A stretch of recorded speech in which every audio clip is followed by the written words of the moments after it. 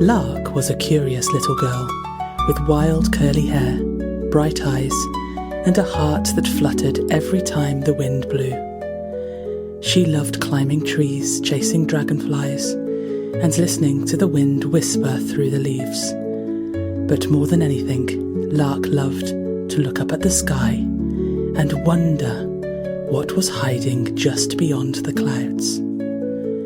One evening, as the sun melted into orange and pink, Lark spotted something strange near the tallest oak tree at the edge of her garden. A silver ladder. It wasn't leaning on anything, it was just standing there, tall and still, stretching far, far up into the sky, so high that the top disappeared into the clouds. Lark blinked. "That's odd," she whispered. But the ladder sparkled gently in the fading light, and something about it felt welcoming. So very carefully, Lark put one foot on the first rung, then another, and another, and soon she was climbing into the clouds. The higher she went, the softer the air became, cool and silky, like feathers on her cheeks. Birds flew beside her, chirping quietly, and the wind hummed a lullaby just for her. Finally she reached the top, and what she saw made her gasp. Floating above the clouds was a garden, a sky garden suspended in the air like a dream.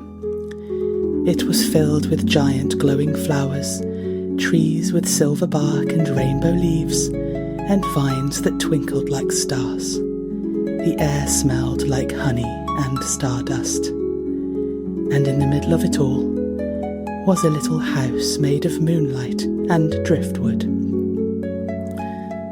A tiny voice called out, "Welcome, Lark." A creature no taller than her elbow fluttered towards her.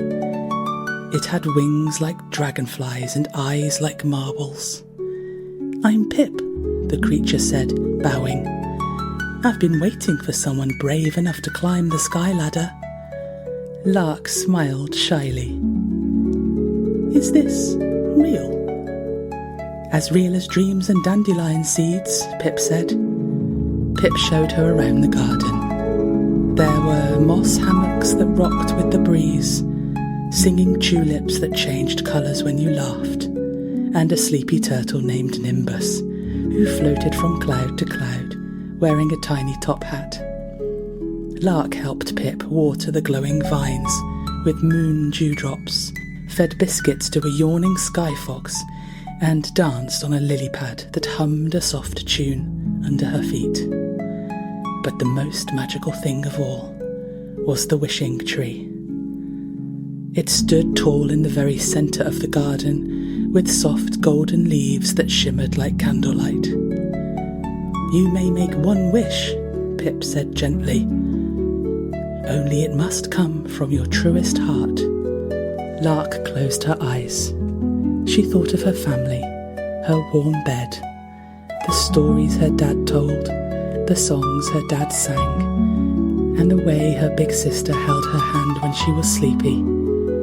And then she made a wish, a quiet wish, a wish just for her.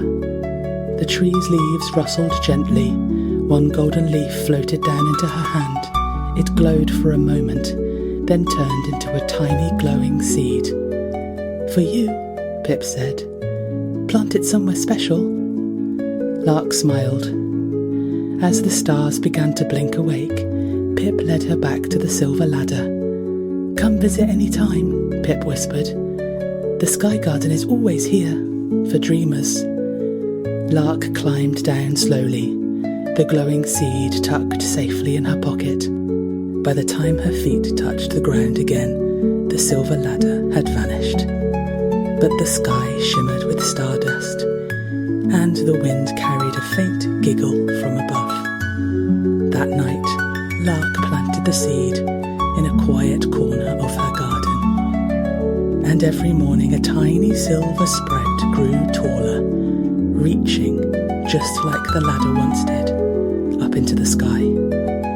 from that night on, whenever Lark looked up at the clouds, she smiled, because she knew there was a garden waiting in the sky, just beyond the clouds. And now, dear listener, it's time to close your eyes. Let your breathing slow. Feel the quiet of the night wrapping around you, soft and gentle, like a cloud. Sleep tight. Good night.